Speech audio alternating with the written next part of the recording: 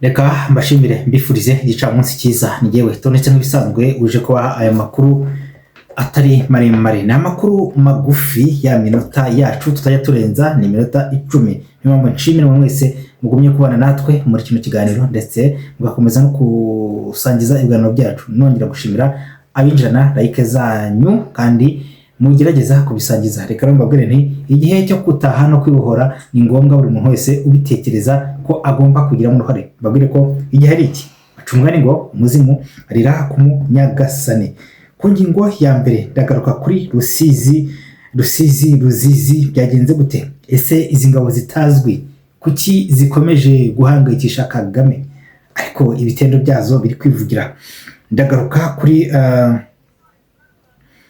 kuri Goma uko byagenze mu ntambara za Rayigoma byagenze gute? Ese ninde wazishoje? Ni zande nande? Ese ni bande wasize mu buzima? Ibi ndabigarukaho. Iyi ni imwe muri manevre de distraction. Ndagaruka kuri RDF imaze kwirukanwa n'ubundi ibintu birakomeje, imaze kwirukanwa mu kindi gihugu. Ese kukirukanwe? Ese ubundi bikomeje kugenda gute? Indagu za Nyirero ziti ubutegetsi bw'agatsiko k'amabandi, ubutegetsi bwa Rujindiri ruzarya ntiruhage, buzavaho nk'ubufindo ariko bazamanza gukirigita. Ibi niko bimeze, birukanwe kandi abasirikare ba mbere bageze i Kanombe ku kibuga cy'indege. Birihuta ngira ngo za ndagu ntago biri burindire. Ndagaruka ku yindi ngingo ya 4, Rubaya. Ndabwira uburyo hinjemo intasi za RDF ndetse haje babandi bambaye amajipo, intahoranwa harimo n'umumisi umwe. Ibi ndabigarukaho kugira ngo abantu bari Rubaya ni mu gihe bahawe iminsi 5 gusa ko bagomba kuba nabo bazinze bubwo bikuyemo aho basigaye, ariko bakaba bohereje intasi z'abagore. Aba hari amazina yagaragaye muri aba bakobwa ba RDF cyangwa se muri izi ndaya zijya kwiyamamaza kugira ngo zigushe abagabo. Ibi ndabigarukaho. Ndagaruka kuri Iran imaze kongera kubaka amateka, intambara ikabinaniye Amerika nayo ikaba yatangiye gusaba ubufasha. Biragenda gute ku kindi gisasu imaze kumurika kandi ngo kikaba ari igisasu cyarigeze cyumvikana mu isi? Ni mu gihe hari amakuru amaze kumenyekana ko bafite imashini, utabona ko bafite bombe atomique, ariko kandi ibi bikaba byongeye gutitiza isi ndetse ibi byose bikaba bisa nkaho bizanye undi mwuka. Kiba ndayiburira, hari amakuru twamaze kumenya. Igihugu cya Kiba, abantu bose mufite amakuru nako mufite ubwenegihugu bwa Kiba, by'umwihariko umunyarwanda waba muri Kiba yagerageza kuza kumvugisha nkamuha amakuru yihutirwa, ariko kandi ndagerageza kuvuga mu ncamake ko Kiba irageramiwe.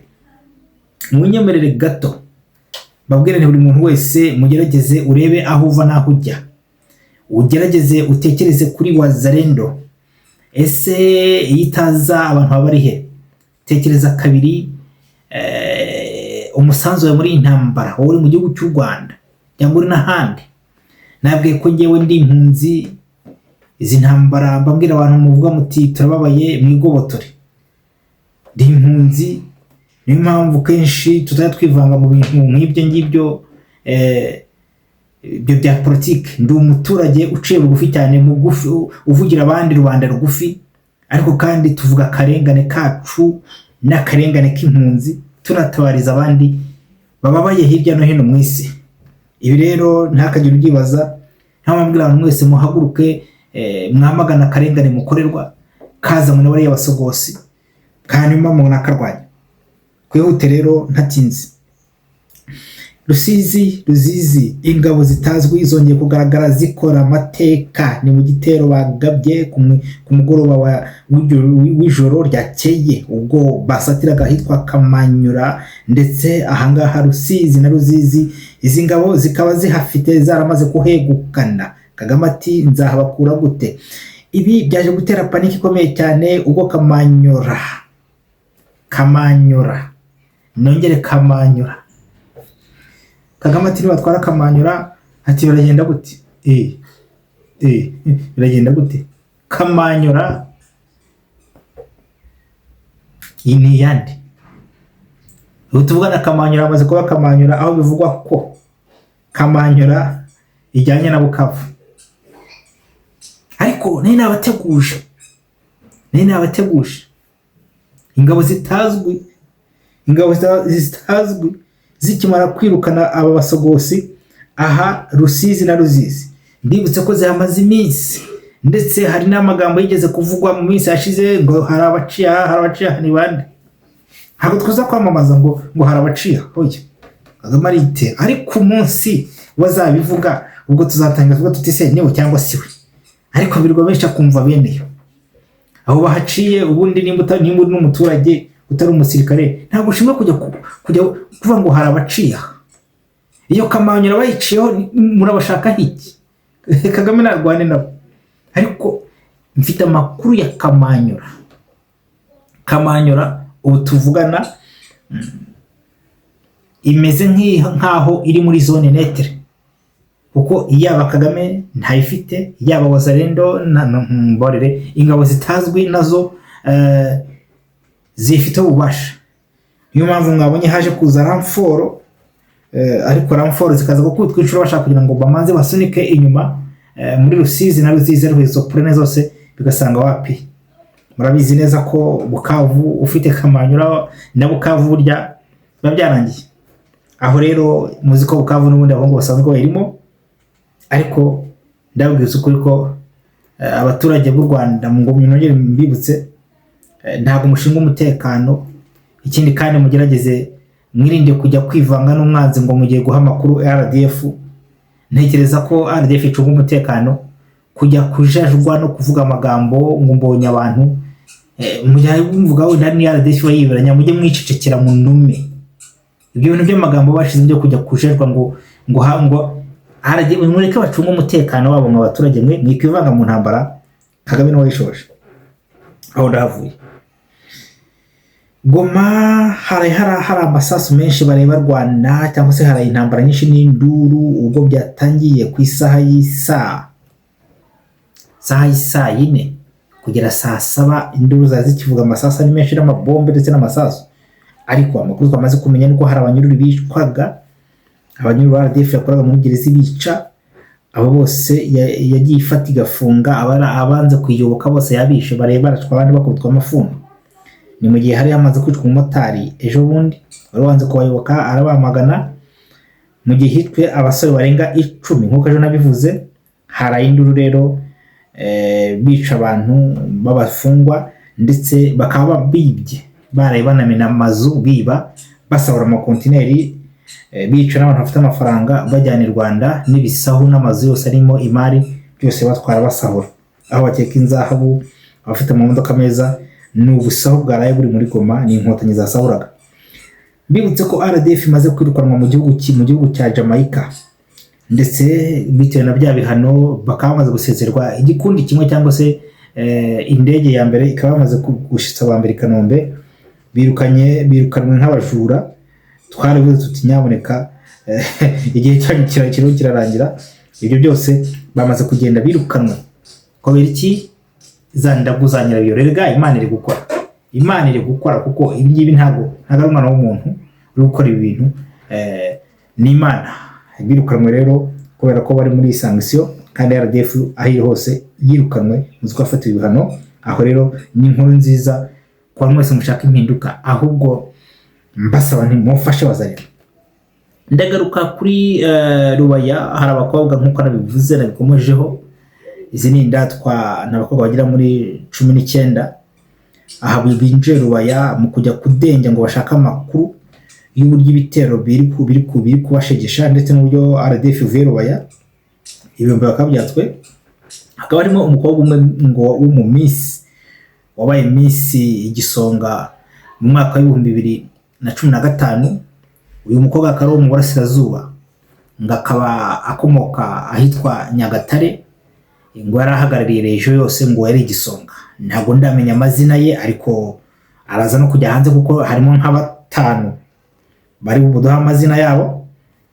nayo bampaye na wanyanditse avanze, ariko harimo icyo gisonga ngo cyabaye yari misi yarahagarariye regio, ubwo urumva ari igisonga mu ntara muzi ko bagenda bahera mu karere bagafata bakajya mu turere 30 bagafata ko 30, ubwo cyari igisonga gihagarara ku karere. Ubwo rero uwo mukobwa ngarimo n'uyo delegation yabo bakobwa bagiye kugira ngo bagusha abagabo mu mitego, urumva bagiye bahambira utwinyuma kugira ngo abagabo barebe ngo babakurure.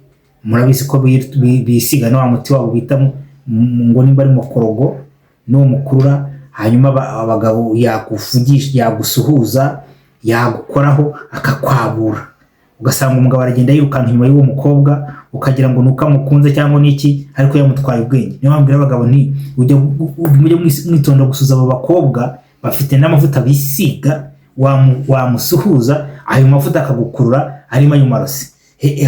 Ntago abantu benshi ntibabyemera, ariko sinubwira ngo byemere, ariko kandi utekereze kabiri, benshi burya ngo bagenda nta bundi bwenge bakuruna ziranda twakubera ubwo burozi. Yamuhaye intoki, umuha ikiganza cyawe gute kandi uziko aba bantu muza amarozi yabo, nimba ntago mufitanye wamuretse. Ngibyo nibyo byabazanye rero, bahisemo ngabo buranga. Mwitonde mwabagabo ngo dore mbaburira. Iran ikaba yamaze kugaragaza misile ikomeye cyane ndetse yatunguye isi yitwa Fata-3.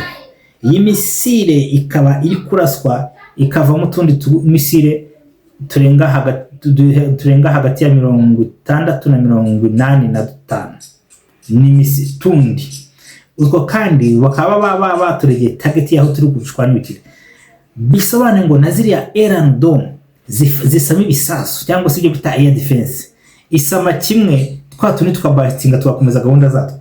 Ndetse ngo iyo misile ntihusha, ndetse ngo iyo misile ntabwo ishobora gufatwa na ziriya tekinoloji z'Abanyamerika nizo zahaha mu isi. Umuvugizi w'igisirikare ageze ati mu magambo ye ati, twebwe ntabwo twari twagira aho turwana intambara, twashorwe intambara, turacyategereje ko ubushobozi bwanyu bugaragara tukinjira mu ntambara yerewe nyirizina n'abanzi bacu ba Leta Zunze Ubumwe za Amerika. Dufite ubushobozi bwo guhangana n'umwanzi ahari hose kandi tukamutsinda. Turashaka gutanga isomo, turashaka gutanga ikosora, n'undi wese uzadushoza intambara tuzamwereka ko Iran ari igihugu cyiyubatse kandi kigenga, ntabwo ari igihugu kivugwa rimwe. Ibi rero Trump akimara kubona ibi bintu biri kuba, za misile zitari gusama, binako za Iron Dome zitari gusama, akabona inzu ya Benjamin Netanyahu yagize umuyonga bayitwitse yagize umuyonga, nibwo yatangiye guhuza ati mu ntabare yahuje ibihugu byo mu Buraya kuko intambara yamunaniye. Yahuje Putin ati mutabare nyamuneka tureke intambara hagarara kandi wayishoje, ariko kandi n'ubuhanuzi bugomba gusohora. Aho rero byatunguranye cyane ibyo Iran iri gukora cyane. Izi misile zikaba ari misile zikomeje kuri koroza zatunguye isi, nta wundi muntu uzifite. Iran niyo nyine yamuritse kandi ikintu gisasu ngo giciriritse ariko cyahahaje agatsiko n'agatsiko karimo kuko nako kohereje babandi batorezwagayo bajya gutega ibisasu muri Iran. Urumva naho ntawamenya, reka ibyo tubigarukiriza aho ngaho. Ariko Amerika niyo yashoje intambara na Israel. Dukomeza, ndasoreza kuhitwa ku gihugu cya Cuba cyitegure kuko nacyo gishobora guterwa nyuma y'uko bivuga ko aricyo cyarwanya hariya kwa Maduro. Hari amakuru akomeje gusirika avuga atari ko Cuba yo ni igihugu kimeze gute, ndetse bikavuga ko bariya barengerazo bashobora kwimurira intambara muri Cuba nk'agahugu gato kugira ngo bakivune bagaragaze ko bafite imbaraga cyangwa se bakamwarireho. Ariko Cuba nayo muyibwire nayo yitegure kuko intambara irakomeje kandi abayishoza baracyahari. Turagaruka mu kanya makuru arambuye aho tugiye kugaruka kuri zino drone. Ndabona iminota yacu igiye kuri zino drone ziriho zikora bombardement mu basogosi aho Runyenzi akomeje kubangira ingata.